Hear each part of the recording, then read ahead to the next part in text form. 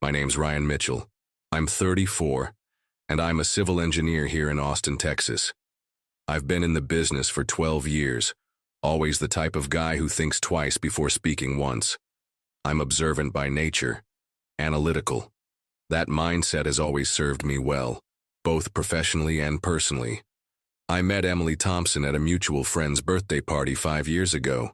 She worked as a marketing coordinator at a tech company and had that smile that makes you forget your own name. She was smart, ambitious, talked about her career plans with a passion I admired. In the first few months, she was perfect, maybe too perfect. The relationship evolved naturally.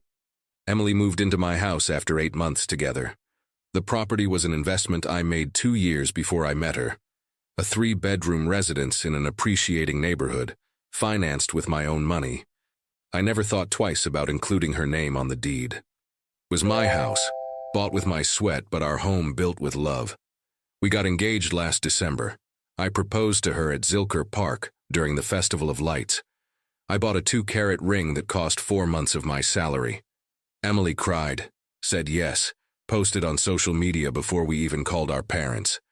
The wedding date was set for September of this year. Everything planned, everything perfect. But sometimes the most solid things can have invisible cracks. And those cracks only show when the pressure becomes unbearable. Emily was always the type of person who needs constant validation. At first, I found it charming. She liked attention, being the center of conversations, receiving compliments. I was more reserved, so we complimented each other well. She shined, I admired. It worked. 3 months before what I'm about to tell you, I started noticing subtle changes. Emily spent more time on her phone, always with the screen turned down. She started going out more frequently with her work friends, coming home late with vague stories about where they'd been. When I asked for details, she'd deflect or change the subject. I'm observant by nature. When someone starts acting differently, I notice. Emily's inconsistencies began to pile up. She'd say she was having dinner with Sarah, but Sarah posted photos at home with her husband. She'd talk about happy hour at the office on Fridays, but come home smelling of men's cologne that wasn't mine. Small details that in isolation could be coincidence. Together they formed a clear pattern. I never confronted her directly. Maybe I should have, but my nature is to observe first, act later. That's how I avoid hasty decisions. Saturday arrived like any other. It was March 15th. I remember the date perfectly because I was reviewing some documents in my home office when Emily knocked on the door. She had that expression I recognized immediately. The same look she had when she needed to tell me something she knew I wouldn't want to hear. "Ryan, we need to talk." I closed my laptop.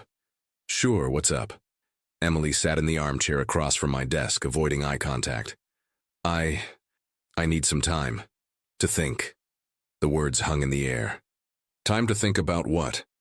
About us, about my feelings, about who I am. 5 years of a relationship and an engagement isn't something you question on a Saturday afternoon. "Do you want to break up?" I asked directly. "No." The answer came too quickly, too desperately. "It's not that, just a break for me to understand what I really want." Right then I knew. The same intuition that made me question things that didn't make sense screamed that there was omitted information in this conversation. But I collected the available data and made a note of the unknown variables. "For how long?" I asked, keeping my voice calm. "I don't know, a few weeks, maybe a month. And during this break, do you plan to—" Emily finally looked me in the eye. Be alone, reflect. A lie, a poorly constructed lie, but I agreed. Not because I believed it, but because I was already calculating my next move. That night, Emily packed her bags and went to a friend's apartment. She said she'd call me in a few days. I nodded, helped her carry her bags to her car, gave her a goodbye kiss on the forehead, and went back into my empty house. I sat on the living room couch, in the same spot where we'd watched Netflix for the past 1,000 nights, and smiled for the first time in months. Not out of happiness, but out of clarity. Like when you finally pinpoint the problem and know exactly how to solve it. Emily wanted a break to think. Great. I was going to use that time to think too, and plan, and prepare for the inevitable discovery that my intuition was right. Because one thing I've learned in life is that when something shows signs of instability, you have two options: try to fix it or move on to something new.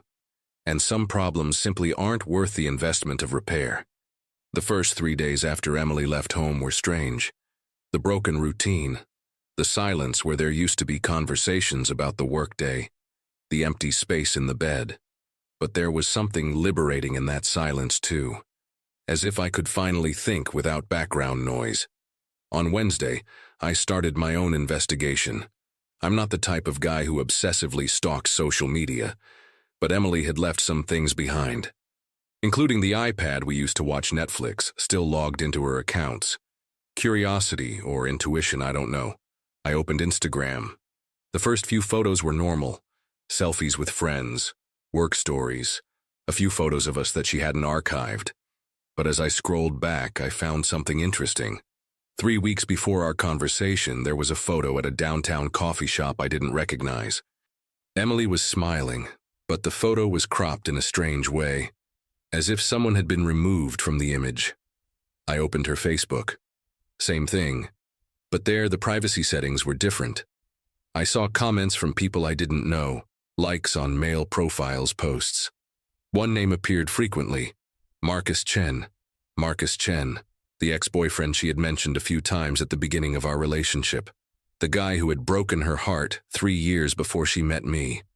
According to Emily, he had cheated on her with a coworker and disappeared from her life overnight.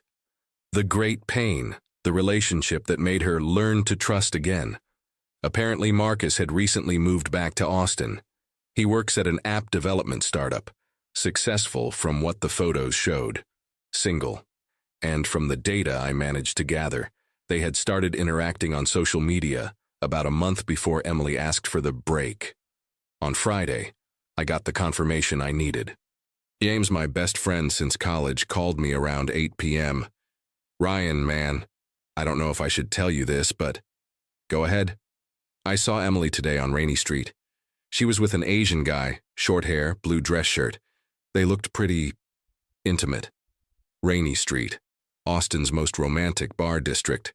Not a place you go alone to reflect on your feelings. "Did you get any pictures?" I asked, keeping my voice neutral. "Man, I thought it was kind of stalker-ish, but..." "Yeah.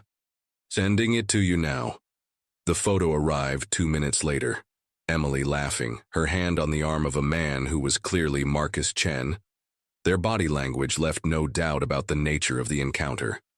That wasn't a casual conversation between exes.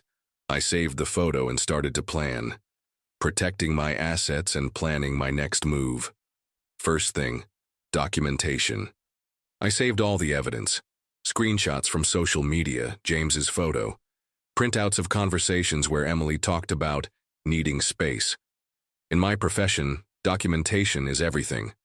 A project without proper documentation has no legal or practical value. Second thing, asset protection. The house was entirely in my name, bought 2 years before I met Emily. Without an official marriage, she had no rights to the property. But it didn't hurt to double-check. I called my lawyer, Mark Peterson, the following Monday. "Ryan, under Texas law, she has no right to the house," Mark confirmed. "You're not married. There's no recognized common law marriage, and the property was acquired before the relationship. You're safe." Third thing, asset appraisal. Emily and I had bought a lot of things together over 5 years. Furniture, appliances, even art to decorate the house. But I had kept all the receipts and proof of payment. A professional habit that became a personal salvation. I discovered that, of everything we considered ours, I had paid for about 80%. Emily contributed more with ideas and aesthetic choices than with money itself. Not because she was a gold digger, but because I earned significantly more and never insisted on splitting things 50-50. Meanwhile, Emily maintained her promised silence. No calls, no messages, just a dry text on Monday. "How are you? Hope you're well." Still thinking about everything. Kisses. Kisses. 5 years of a relationship and engagement, and she summed up our situation with kisses. I replied in an equally neutral way. "I'm good. Taking my time too. Talk when you feel ready." But inside I was already ready. Ready to find out the extent of the lie, ready to protect my interests, and most importantly, ready for a very different conversation than the one Emily imagined we'd have when she came back. On Wednesday of the second week, I received more unsolicited information. Sarah, one of Emily's friends whom I had always respected, sent me a private message on Instagram. "Ryan, I can't keep quiet anymore. Emily isn't at my apartment like she told you. She's staying at a downtown hotel with him." With him, Marcus Chen. The break to reflect alone was actually a premature honeymoon with her ex-boyfriend. Emily wasn't questioning our relationship. She was testing if the grass was really greener, and using our house as a plan B in case the test failed. That night, I made a decision that would change everything. Executing my own plan. I called David Rodriguez, a real estate agent who had helped me buy the house 3 years ago. "David, I need to sell my property. Fast." "Any problem, Ryan?" "Change of plans." "How long would it take to put it on the market?" "With the current Austin market, a house like yours. 2 weeks to find a serious buyer, plus another 3 to close the deal." "Perfect. Let's do it." "Ryan, can I ask why the rush?" I looked around the living room, at the paintings Emily had chosen, at the couch where we watched movies, at the dining table where we planned the wedding. Because sometimes you discover that what you considered home was just a house, and houses can be sold. David chuckled on the other end of the line. "Got it, I'll get the paperwork ready. The for sale sign goes up tomorrow." I hung up the phone and smiled. Emily wanted time to think. Perfect. I was going to use that time too. But unlike her, my thoughts had a very clear goal: to restart my life without someone who didn't value what she had with me. The for sale sign went up Thursday morning. Discreet, professional, announcing the house was on the market for $485,000. A fair price for a quick sale, according to David. $15,000 below market value, but still a considerable profit on what I paid 3 years ago. The first interested party showed up on Saturday. A young couple, he a serviceman from Bergstrom Air Force Base, she a nurse. They looked at every room with the same fondness Emily and I had when we bought our first furniture. The irony wasn't lost on me. "It's a beautiful house," the wife said. "Are you moving to something bigger?" "Change of plans in life," I simply replied. They made an offer on Sunday. $475,000, cash payment through pre-approved financing. David called me euphoric. "Ryan, we'll close in 2 weeks. I rarely see deals go so smoothly." Meanwhile, Emily kept to her schedule. A message every 3 days, always vague. "Hi, how are you? Still sorting out my thoughts." Or, "Hope you're doing well. Need a few more days." I replied in an equally neutral way, but inside I was organizing every detail of my new life. First, I separated all belongings. 5 years of a relationship generate a lot of shared things. I used a simple system. Everything I could prove I paid for stayed with me. Everything she bought I put in boxes. Everything we bought together I appraised by value and practical utility. The 65-inch TV in the living room? I bought it myself on Black Friday 2022. Receipt saved. The leather couch? An anniversary gift I gave her, but she chose it for our house. Ambiguous situation, but it stayed with me because it was in my name on the receipt. The dishes, kitchen utensils, the washing machine, everything had documentation. I didn't know my obsession with keeping papers would become so useful. I called a moving company and a donation company, scheduled for the Friday before key handover, which would be the following Monday.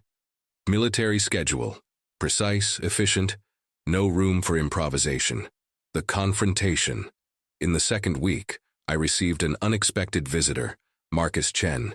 He showed up at my door on a Thursday afternoon, driving a black Tesla Model S. Well-dressed, confident, with that air of someone who knew they were in a comfortable position, or at least thought they knew. "You must be Ryan," he said, extending his hand. "I'm Marcus, Emily's friend." Friend.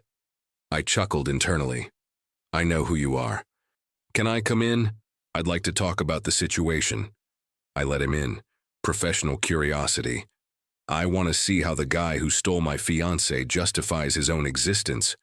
Marcus sat on the couch, looked around with approval. Nice house. Emily always talked about how you guys built a beautiful home together. We did, I agreed. I paid, she decorated. He laughed nervously. Look, Ryan, I know the situation is complicated, but I want you to know it wasn't planned. I came back to Austin. We met by chance and you guys decided that 5 years of her relationship were worth less than a few nights at the Driscoll Hotel. Marcus stopped talking. How do you know where? Marcus, I'll give you some free advice. When you're lying about not planning anything, avoid using your credit card in places that can be easily tracked. In truth, I didn't know which hotel they were in. I just guessed the most expensive one in Austin. But his expression confirmed everything. Listen, he continued, trying to regain control of the conversation. Emily's confused. She doesn't want to hurt you, but she also can't deny what she feels for me. Maybe it's better for everyone if you two talk and reach an amicable agreement. Amicable agreement, I repeated. Like me giving up on a 5-year relationship so you two can be together guilt-free? Something like that. I stood up and walked to the window. The for sale sign was clearly visible outside. Marcus, can I ask you a question? Does Emily know you came here? No, I thought it would be better man to man, you know. I get it. And did she tell you she's staying at the hotel with you? Or did she say she's at a friend's house reflecting on life? Marcus was silent for a few seconds, enough time for me to have my answer. Ryan, look. No need to explain, I interrupted. I already understand the dynamic. Emily didn't tell you she lied to me about where she was. You didn't tell her you came here. You two are building a relationship based on lies and omissions. Interesting foundation for a romance. Marcus stood up, clearly uncomfortable. I just wanted to avoid unnecessary drama. Drama? I walked to the door and opened it. Marcus, there won't be any drama. You can relax. He walked through the door but turned before leaving. Emily really cares about you, Ryan. She just is following her heart. Of course she is, I agreed. And when Emily's heart changes its mind again, like it did 5 years ago when she met me, and like it did now when you came back, I'm sure you'll understand perfectly. Marcus got into the Tesla without replying. I closed the door and went back to the living room, laughing to myself for the first time in weeks. The next day, Emily sent me a message. Hi, love. I think I'm ready to talk. Can it be this weekend? Love. After 2 weeks at a hotel with her ex, she still called me love. I replied, sure. Sunday at 3 p.m. at our house. Our house. Technically, it still was for another 48 hours. I hung up the phone and looked around the empty rooms. The stacked boxes, the furniture covered with sheets, the walls with marks from the paintings that were already put away. Emily wanted a conversation. She'd get an unforgettable one. Sunday, 2:30 p.m. I was sitting in the empty living room when I heard her car pull into the driveway, 30 minutes before the scheduled time, typical of Emily when she was nervous. I looked out the window and saw she was alone, checking her makeup in the rearview mirror. Her keys still worked, so I didn't need to open the door. I heard her familiar footsteps in the entryway, then silence. She was probably puzzled by the echoes in a house that should have been furnished. Ryan? Her voice echoed down the hall. In the living room, I replied. Emily appeared at the doorway and stopped abruptly. The living room was completely empty, except for 2 beach chairs I borrowed from the neighbor. No furniture, no paintings, nothing to indicate that this place had once been a home. What? What happened here? She asked, looking around in disbelief. Have a seat. I gestured to one of the chairs. Let's talk. Emily slowly sat down, still processing the scene. She looked beautiful, as always. Hair down. That blue blouse I'd bought her last Christmas, ironic. Ryan, where are our things? Oh, that. I pulled an envelope from my jacket. Your things are all here. I handed it to her. A key to a self-storage unit on Riverside Drive. I paid 6 months in advance. Everything that was demonstrably yours is in there. Emily opened the envelope, found the key and a detailed 3-page inventory. But what about the rest? Our furniture, our TV, our... Emily, can I ask you a question? During these 2.5 weeks of reflection, where exactly were you staying? She hesitated. At Sarah's house. I told you that. Lie number 1, I said calmly. Sarah messaged me last week saying you weren't there. Try number 2? Her face turned red. Ryan, let me help you out. Driscoll Hotel, executive suite, registered under Marcus Chen's name. A room bill of around $350 a night, plus room service and spa charges. Want me to continue? Emily was silent for almost a minute. Then, in a small voice, how did you find out? Emily, you asked for a break to understand your feelings, but in reality you wanted to test if you still felt something for your ex, using our house as a plan B while you experimented with a luxury life with him. Tears started rolling down her face. It wasn't like that. I really was confused. Confused enough not to be able to stay alone even for one night. Confused enough to lie about where you were. Confused enough to let Marcus come here last Thursday to try to negotiate our relationship with me. Her eyes widened. He did what? Oh, you didn't know. Your new boyfriend came here to make a gentleman's proposal. He suggested I amicably let you go to avoid drama. Romantic, don't you think? Emily buried her face in her hands. Ryan, I'm so sorry. I made a terrible mistake. I can explain everything. Can you explain why you lied about where you were? Can you explain why you didn't have the decency to break up with me before throwing yourself into your ex's arms? I was scared. Can you explain why Marcus knew details about our house that only someone very intimate would know? Total silence. Emily, I understand everything now. You two reconnected probably longer ago than I imagine. You decided you wanted to test if the chemistry was still there. But instead of being honest with me, you preferred to invent this break story to protect yourself in case it went wrong. She finally lifted her head. And what if I say I realized I made a mistake? That I want to come back? That you're who I truly love? I laughed. For the first time in weeks, I truly laughed. Emily, look around you. What do you see? An empty house. Exactly. You know why it's empty? Because I sold it. We closed the deal last Friday. The keys were handed over this morning. Her jaw dropped. You sold our house. Correct. My house, which I bought with my money 2 years before I met you. And guess what? With the profit from the sale, I've already put down a deposit on a property in Denver. I'm moving next week. Emily stood up abruptly. Ryan, you can't do this. We can talk. We can fix this. Fix this? I stood up too. Emily, you had 5 years to be sure about us. You had a year of engagement to be sure about the marriage. But it only took you 2 weeks with your ex to be sure you wanted to throw everything away. But I came back. I'm here. You came back because Marcus didn't offer what you expected. You came back because you realized a hotel fling doesn't replace real stability. You came back because your plan B didn't work. Her tears turned into sobs. Please, it can't end like this. I walked to her and for the last time wiped a tear from Emily's face. It can. And you know why? Because you taught me a valuable lesson. What lesson? That when someone asks for time to think about you, they've actually already decided. They're just looking for a more comfortable exit. I picked up my jacket and walked towards the door.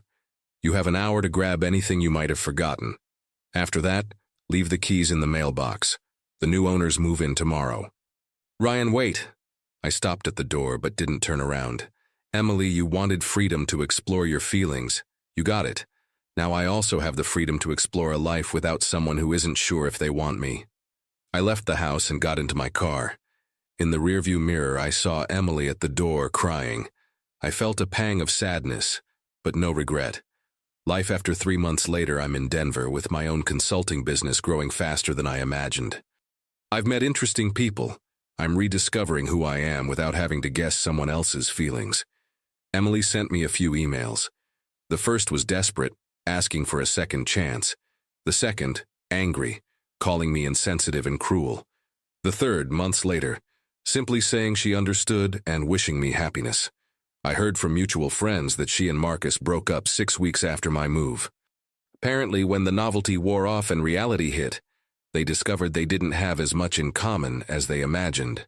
Who knew? The most important lesson I learned?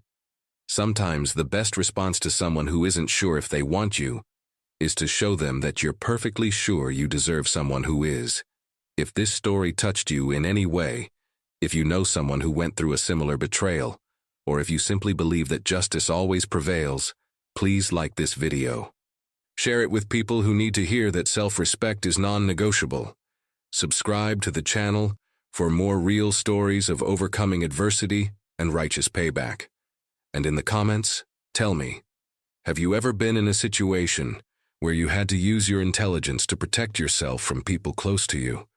Your stories can inspire others who are going through difficult times. Until next time, and remember, never underestimate the power of a prepared mind.